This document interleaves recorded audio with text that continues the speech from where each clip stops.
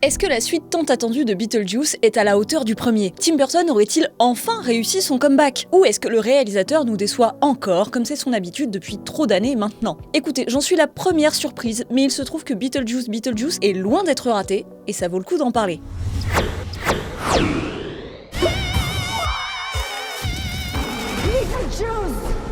C'est quoi ce En 1988 sortait sur les écrans le désormais culte Beetlejuice, petite comédie macabre réalisée par un Tim Burton en début de carrière, dans laquelle une Winona Ryder adolescente affrontait un démon lubrique et farceur incarné par Michael Keaton. Après le succès en salle du film, un projet de suite est envisagé dès le début des années 90, mais n'est jamais concrétisé pour diverses raisons. Après moult projets abandonnés et rumeurs au cours des ans, et maintenant que les premiers films de Burton sont d'autant plus adulés à l'aune de la catastrophe artistique qu'est devenue sa carrière depuis les années 2000, une véritable suite est arrivée sur nos écrans pas moins de 36 ans après le premier film. It's been 84 years. Alors, Beetlejuice, c'est catastrophique genre Alice au pays des merveilles et Dumbo, ou est-ce que c'est le retour du Tim Burton d'antan? Eh bien, figurez-vous qu'on est plus proche de la seconde hypothèse que de la première. C'est aussi ce que j'explique dans la critique écrite du film que vous pouvez retrouver sur notre site. D'ailleurs, si le cœur vous en dit, n'hésitez pas à vous abonner à notre fabuleux site, parce que ça nous aide énormément à continuer à faire ce genre de contenu. En plus, ça vous donne accès à du contenu exclusif. Et s'abonner à la chaîne YouTube, c'est possible aussi, et en plus, c'est gratuit. Ce n'est pas la première fois que Burton pioche dans ses œuvres passées pour essayer de donner un petit peu d'âme à ses productions Disney et autres égarements. En 2012, il avait carrément réalisé une version longue de son court-métrage de jeunesse, Frankenweenie, histoire de graver dans le marbre son incapacité à retrouver sa patte d'antan, autrement que par des références extrêmement épaisses et artificielles. Qu'est-ce qui pouvait mal se passer avec Beetlejuice 2 alors que depuis 36 piges, le casting a vieilli et donc notamment ceux qui jouaient des fantômes, qu'Alec Baldwin passait week-end au tribunal pour avoir accidentellement tué la chef-op Alina Hutchins sur un tournage, que Jeffrey Jones qui jouait le père de Lydia a été condamné pour des histoires de pédopornographie, que le compositeur Danny Elfman est accusé de harcèlement sexuel et que Tim Burton s'est de nombreuses fois attiré les foudres de ses propres fans avec ses productions les plus récentes. Oui, on peut le dire, ça partait super mal. Et pour ma part, j'étais prête à détester le film autant que j'adore le premier, c'est-à-dire beaucoup. Sauf que voilà, Beetlejuice m'a fait fermer mon clapet et maintenant je l'ouvre pour clamer haut et fort que j'ai aimé ce film. Est-ce à dire qu'il est génial? Non, bien sûr. Mais figurez-vous que ses défauts ont beaucoup à voir avec ses qualités. Avant de développer, je laisse la place à moi-même pour vous parler de notre fantastique partenaire. Bonjour les enfants, pardonnez-moi cette courte interruption, mais vous allez voir, on reste dans le thème, puisque je m'apprête à vous recommander deux films, pas pris au hasard dans le catalogue de Filmo, la plateforme de SVOD dont nous sommes les heureux partenaires. Dans tout le choix de films proposés par Filmo, j'ai décidé de vous recommander Édouard aux mains d'argent, évidemment, figure de proue de la sélection Tim Burton actuellement présente sur la plateforme. Édouard aux mains d'argent, c'est ni plus ni moins que le meilleur long métrage du réalisateur, et si vous n'avez toujours pas vu ce classique, c'est le moment. Vous y découvrirez l'histoire d'un monstre de Frankenstein émo qui sera la bête d'une belle de banlieue américaine dans un monde hostile à la différence où la poésie de la neige et la magie de Noël les réunira sous le soleil californien. Pur concentré de références de contes classiques et de vieux films d'horreur redigérés au travers d'un imaginaire fantastique et de beaucoup de sensibilité, ce film a changé ma vie et je vous souhaite qu'il change la vôtre. Mais si vous avez plus envie de frissons que de larmes, je vais rester dans la même tonalité pour vous recommander aussi Nosferatu le vampire. C'est le seul, l'unique, l'original Nosferatu, réalisé par Friedrich Wilhelm Murnau en 1922 et qui contribua à l'explosion de la figure du vampire au 7e art. Adaptation officieuse du Dracula de Bram Stoker, le film fera l'objet de poursuites intentées par la veuve de l'auteur, qui mèneront d'ailleurs à la destruction de nombreuses copies et des négatifs du film. Heureusement, aujourd'hui, l'œuvre est restaurée et vous pouvez vous plonger dans le film légendaire qui en inspira tant d'autres, à commencer par le remake tout aussi sublime Nosferatu, Fantôme de la nuit de Werner Herzog et la nouvelle version réalisée par Robert Eggers prévu pour décembre 2024. Vous découvrirez aussi dans le film de Murnau l'interprétation terrifiante de Max Schreck dans le rôle du vampire, et les fans sauront que c'est son nom que Tim Burton donna au personnage de Christopher Walken dans Batman le défi. Bref, Édouard aux mains d'argent et Nosferatu, c'est à retrouver sur Filmo avec plein d'autres grands classiques, blockbusters et autres pépites méconnues. Et ça tombe bien parce que vous avez droit à 2 semaines d'essai gratuits, suivi d'un abonnement à 6,99€ par mois sans engagement. Et c'est pas tout, parce qu'avec le code ELFilmoForever, vous avez carrément droit à 1 mois gratuit. Pas mal, non? Reprenons.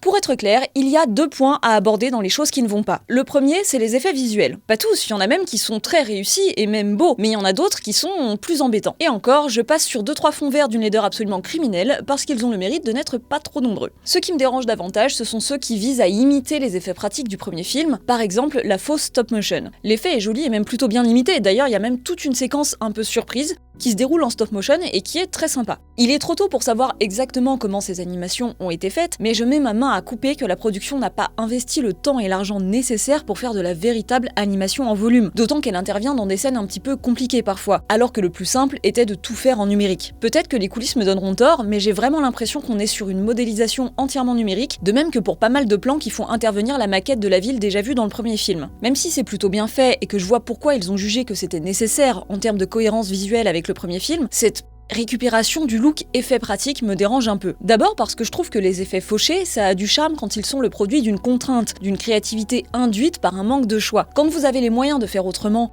et que vous faites juste semblant de faire comme si vous aviez pas de thunes, sans même vous donner la peine de faire le véritable effet pratique en lui-même, bah c'est un peu comme quand les grandes marques vous vendent des vêtements déjà troués ou faussement sales, pour que vous puissiez jouer aux pauvres. Ça a quelque chose d'assez hypocrite ou même cynique. C'est pas grave dans le cas du film, on est d'accord. Je trouve ça juste dommage de pas faire les choses jusqu'au bout et de ne pas réellement faire l'effet pratique du coup. L'autre raison pour laquelle ça me dérange, c'est parce qu'aujourd'hui, même si les campagnes promo basées sur le no CGI sont hyper répandues et aussi hyper mensongères, ce discours a un sens particulier pour Tim Burton. En effet, lors de la promo du film, on a notamment vu Michael Keaton insister sur le fait que le film aurait un côté fait main et très peu numérique, même si on peut faire rentrer des tas de choses dans ces mots-là. It literally was handmade. Somebody made this, like handmade it.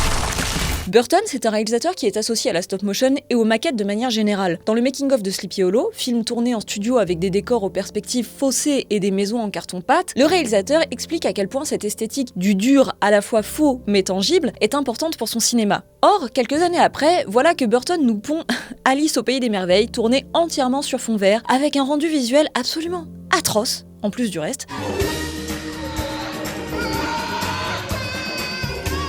Et donc le virage numérique de sa carrière symbolise non seulement la vente de son âme à Disney, mais aussi le point de non-retour de tout son art. Du coup, miser aujourd'hui sur le côté fait main, ça n'est pas qu'obéir à la mode marketing du moment, c'est vraiment une manière de dire qu'il revient au véritable fondement de son cinéma. Et ça, je trouve ça un peu mensonger aussi, parce que c'est évident que Beetlejuice n'est pas fait dans la même économie de moyens et dans le même esprit que le premier. Pour rappel, le premier film avait coûté 15 millions, et la suite 100 millions. Alors ok, c'est pas le même casting, il y a eu l'inflation et tout, mais enfin quand même, c'est pas la même échelle. En somme, le côté blockbuster qui se fait passer pour un petit film indé, bah ça me saoule un peu. Mais la formule du film elle-même faisait que c'était pas facile de faire autrement, ça je le comprends bien. Le deuxième aspect négatif, c'est l'écriture. C'est clair que le scénario en laissera plus d'un sur le carreau pour la simple et bonne raison que ça part dans tous les sens sans rien boucler correctement. Il y a un nombre impressionnant de sous-intrigues qui prennent parfois du temps à être installées et qui sont évacués en un claquement de doigts sans raison, à des moments complètement hasardeux du scénario. Sans spoiler, je citerai simplement la relation du personnage de Jenna Ortega avec quelqu'un de son âge, qui a vraiment une conclusion d'une facilité affligeante, et c'est aussi le cas de tout l'arc qui concerne Monica Bellucci. Elle a vraiment été collée sur le scénario pour faire joli, mais elle n'a aucun impact sur ce qui se passe à l'écran, alors que son implication dans l'histoire est quand même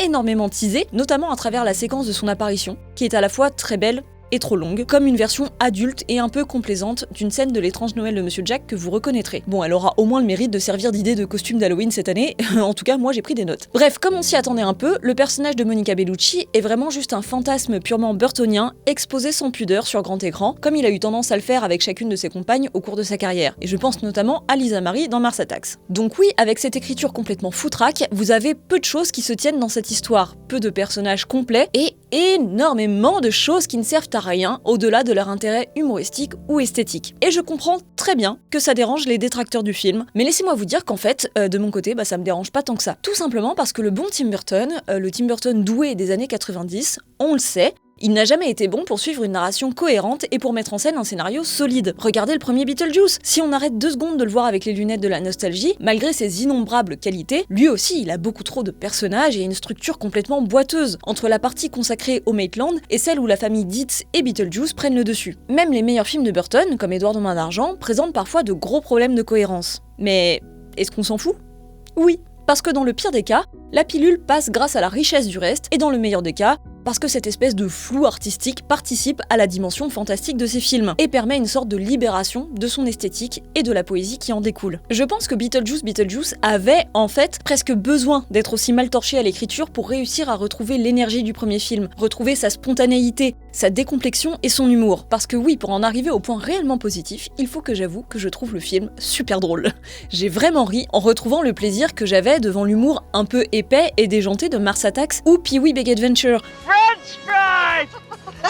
Merci beaucoup, Pee-wee. Mais c'est pas pire. Rien à voir avec les blagues super grasses et lourdingues qu'on a dans Dark Shadows par exemple. Dieu merci parce que moi j'avais presque oublié que Tim Burton savait vraiment être drôle, et autrement que comme le tonton gênant des repas de famille. Au-delà des gags réussis, ce qui fonctionne, c'est la manière dont le réalisateur reprend les gimmicks qui ont fait leur preuve dans le premier film. Il y a les séquences chantées qui tombent au pif sans vraie justification, et tant mieux, et il y a la multitude d'idées pour représenter des morts toujours plus affreuses et drôles dans le monde des fantômes. Pareil, j'en dis pas trop, mais le truc trouvé pour faire revenir le père de Lydia sans faire revenir Jeffrey Jones, je trouve que c'est assez génial. Tout cet humour, il fonctionne parce que même si le réalisateur revient prudemment dans l'univers de l'un de ses premiers films, on a l'impression qu'il ne l'a jamais quitté. Il ne le revisite pas du tout comme une chapelle figée dans laquelle il ne faudrait rien toucher. Au contraire, et c'est parfaitement symbolisé avec la maison des Deeds. Retrouver la maison blanche emblématique du premier film ?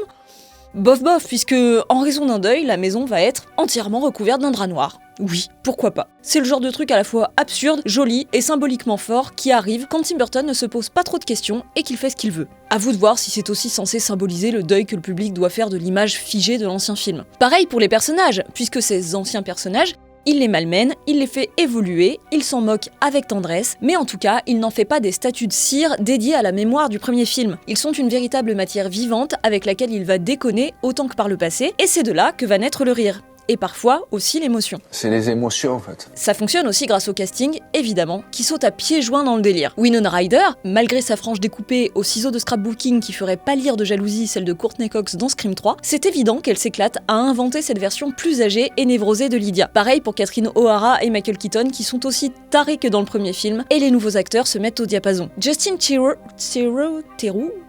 The Rocks est parfait de ridicule, et Willem Dafoe, dont je commence à soupçonner qu'il choisit ses rôles pour le maquillage qui va avec, cabotine autant pour son plaisir que pour le nôtre. Et Jenna Ortega, bon bah, c'est plus simple parce qu'elle fait la jeune première normale, l'ancrage rationnel du film qui n'a finalement pas grand chose à voir avec la Lydia Dietz de Winona Ryder, mais bon, elle fait toujours très bien le taf, ça fait longtemps qu'elle a prouvé qu'elle était très bonne actrice. Écoutez, voilà, pour moi tout ça, c'est ce qui fait du Burton à l'ancienne. Pas du très bon Burton, mais du Burton tout court, et ça fait très longtemps que ça n'avait pas été le cas. Peut-être que l'effet soulagement, alors que je m'étais préparée à avoir une grosse daube, me pousse à avoir un avis plus positif, pas très objectif. Peut-être, sauf que plus le temps passe, depuis que je l'ai vu, plus je l'aime et plus j'y repense avec plaisir. Donc j'ai bon espoir que le vrai Tim Burton soit bel et bien sorti de sa tombe. Je lui souhaite, et surtout, je nous le souhaite. Et si ce sujet vous intéresse, je vous encourage à vous pencher sur ma vidéo consacrée à Winona Ryder et à sa carrière en dents de scie, qui part de Beetlejuice pour parler de tout le reste.